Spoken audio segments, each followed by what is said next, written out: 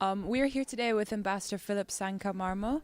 We're very pleased to welcome you here today at the Institute for Cultural Diplomacy. Thank you so much for taking the time to answer a few questions with us. So we'd like to begin by asking you a few questions just to find out your views on various topical issues regarding your speech. And so first, of course, being here at the Institute, we would like to ask you, what is your personal understanding of cultural diplomacy? First, may I take this opportunity to thank you so much for having me here.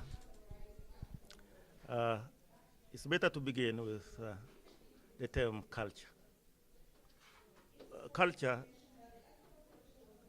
is the product of society. The way society manages its affairs, whether it's language, whether it's the way they dance, the way they prepare their food, and so on. So, cultural diplomacy begins with the society. It's collaboration between one society and another. And because the world now is a global village, so cultural diplomacy now has taken another new face altogether, having the face of globalization, having almost one culture all over the world, with the exception of people from one part of the world to another part of the world having different perceptions. But otherwise, we look at the world in the same cultural perspective. So, if we spoke of cultural diplomacy, is the way our countries pursue their national interest vis-a-vis other states using their cultural background. Okay. Earlier on in your speech, you mentioned that you do not believe that the Chinese presence in Africa has an ulterior motive. However, perhaps some may disagree to this. For example, specifically in Ghana, a couple of years back, Ghana discovered oil and they had a partnership with the Chinese. With this discovery, many Ghanaian citizens believe that there will be an increase in job opportunities. However, it appears that most of these jobs went to the Chinese nationals.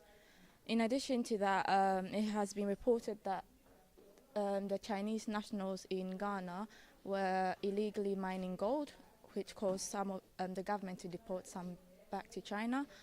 What are your views on this, and can you suggest any solutions to these issues?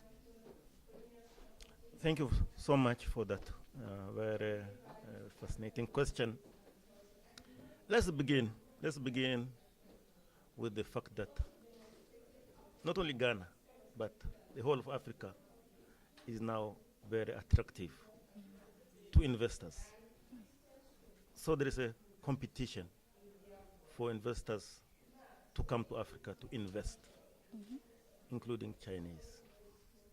When I say competition, I hope you know what I mean. In the competition,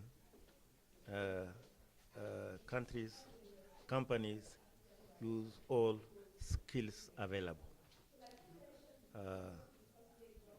As a person who grew up in East Africa, when Chinese have been contributing to the development of East African countries, at the time when Chinese were not rich people, when China as a country was not a rich country, but complemented our efforts, not only to bring development, but to get independence, to get rid of apartheid in South Africa.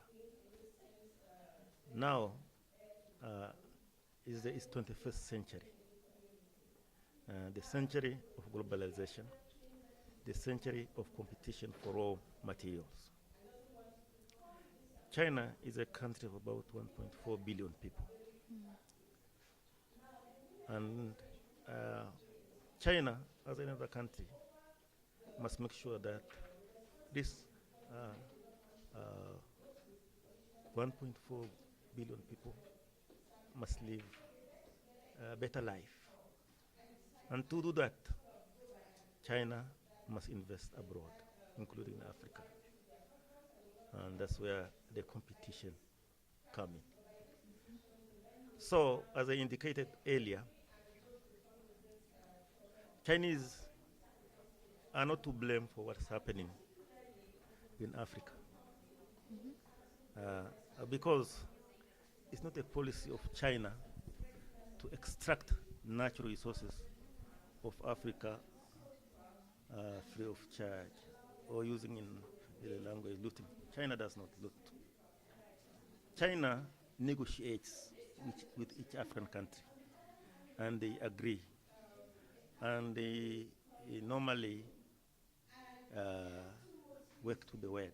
They follow the word of the agreement. And that's why I earlier indicated that our officials must be very careful. They must be very skillful in negotiating contracts and agreements, not only with Chinese, but with any other company from other part of the world.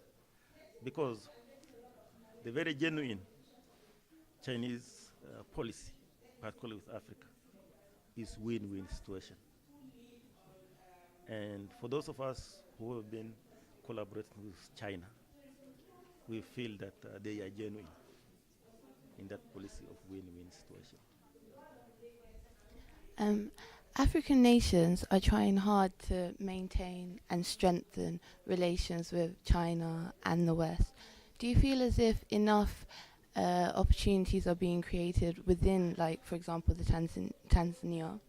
And is the government putting enough effort to strengthen ties with its neighbours, not just, the China and West, but rather its own African nations?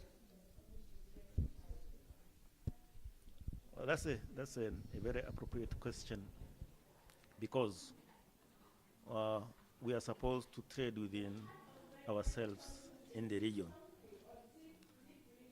We are now doing a very good business in East Africa, for instance. Tanzania is the only country which is now self-sufficient in food. We produce our own food and we sell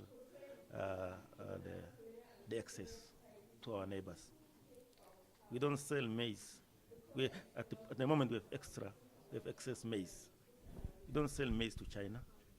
We sell maize to Kenya, to Somalia, to Southern Sudan. We have come even at the stage of giving Southern Sudan an aid, about 1,000 tons of cereal this year. So that's where we begin.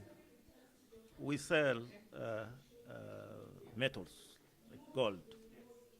We sell coal to China, but we also sell timber to China. We sell skins.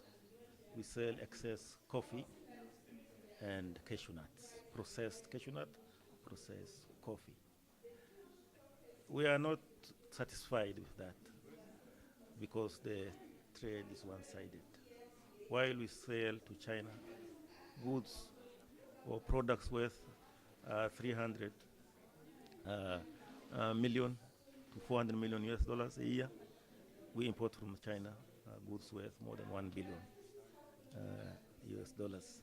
So we are trying our best to increase our export to China, particularly in products in the area of products which we don't need, like which we have in excess, like coal, like cashew nuts, coffee, cotton, hides, and so on.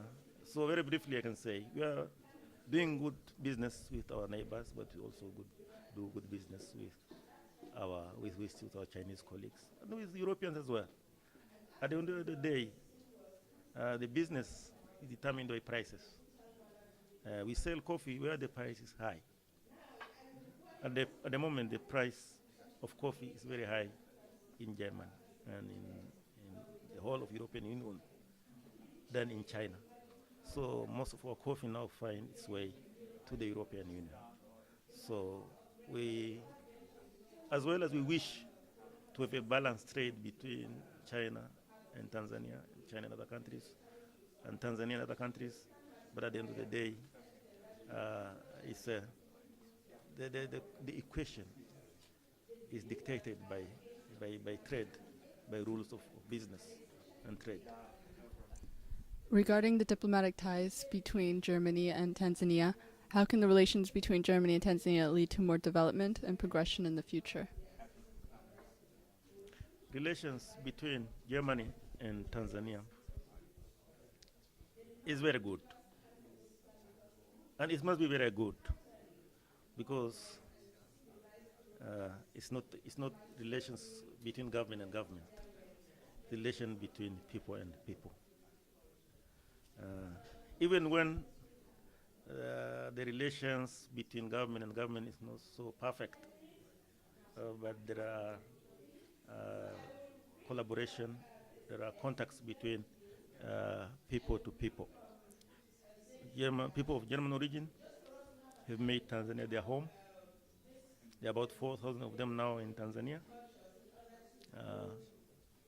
Most of them being in the business, but some are farmers, and some cater for German tourists who come to Tanzania.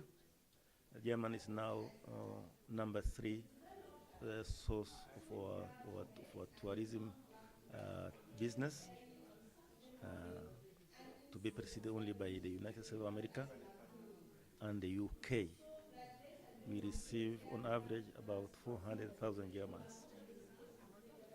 And that is where we say the relations between people and people. On the governmental level, our relations are very good. It's only 4 months ago, the German Foreign Minister, His Excellency Steinmeier, visited Tanzania, and we signed so many agreements.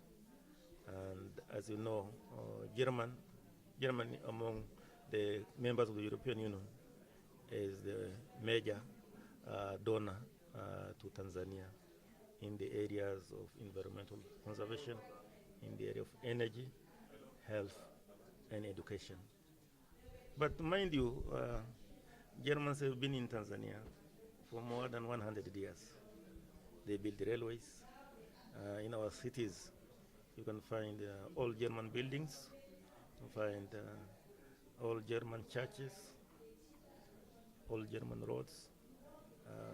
So you cannot get rid of this history, and that's why, of necessity, the relation between Germany and Tanzania must be perfect. Following from the previous question, I have to ask, what is the future of the relationship between Tanzania and Zanzibar? Tanzania and Zanzibar? Zanzibar is part of Tanzania. Yeah. Incidentally, it's an internal arrangement. As we speak now, there is a constitutional reform exercises in Tanzania. The constitution is being changed so that the country can be well managed. For the past 50 years, as you know, Tanzania has been very stable. We've been at peace to ourselves. We've been at peace to our neighbors. This constitution has taken us all these 50 years. And it's the constitution of 2 governments. The government of the United Republic of Tanzania and the government of Zanzibar. The government of the United Republic of Tanzania handles matters of the Union, which you all know there are about 15, including foreign affairs, defense, security, and so on. And the Union government also manages affairs of the mainland Tanzania. Now, there seems to be a need to change the constitution so that Zanzibar may be given more power to manage her own affairs, particularly in economic areas, like gas and oil and petroleum, in the areas of particular areas of foreign relations. As you know, Zanzibar is unique. Zanzibar diaspora, for instance, in Oman, makes about 40% of the population of Oman. So Zanzibar would like to have some sort of a mechanism to have a representation in places like Oman. Zanzibar population is about more than 95% Muslim. So Zanzibar, as part of Tanzania, would like to be a member of the Organization of Islamic Countries. So maybe those are the areas which are being negotiated. But at the end of the day, there is nowhere in the draft constitution that that there will be two countries. There will be one country, the United Republic of Tanzania, but having that portion of the United Republic, Zanzibar, to have more power for her interests.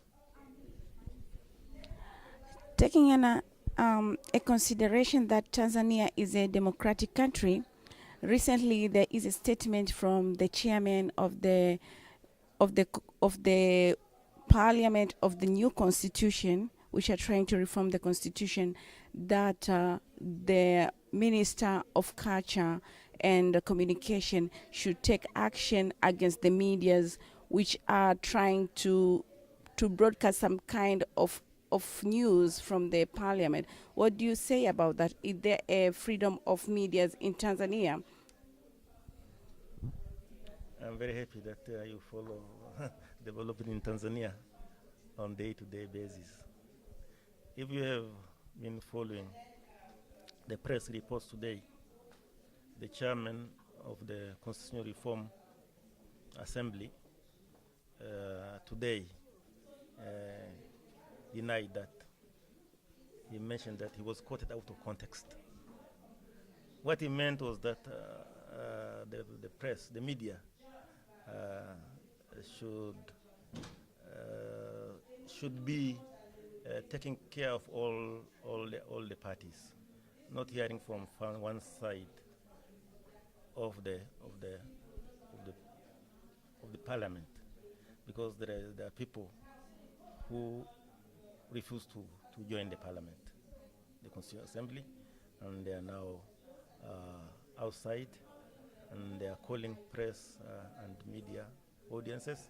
What he meant was that when they interview this group, they should as well get the view of the other side. That's those who are now in Dodoma debating the draft constitution. The press, the media, should balance itself to hear both sides, both parties concerned. And he was quoted today that yesterday he was quoted out of context. So thank you so much, Honorable Ambassador Philip Sang'ka Marmo. We are very happy to have you at the ICD. It was a pleasure to have you today, and you're welcome next time.